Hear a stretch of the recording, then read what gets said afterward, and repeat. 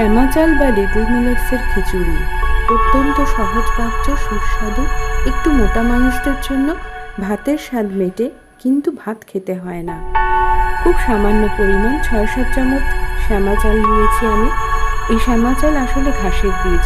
এই লিটল মিলেটসটা এর সাথে একটু সামান্য মুগের ডাল, কাঁচা মুগের ডাল ধুয়ে নিয়ে কড়াইতে ঘি ফোড়ন দিয়ে বসিয়ে দিয়েছি। তার সাথে সে কিছু সবজি, যা পছন্দ আপনার বাড়িতে যা আছে, কুচি করে দিয়েছি।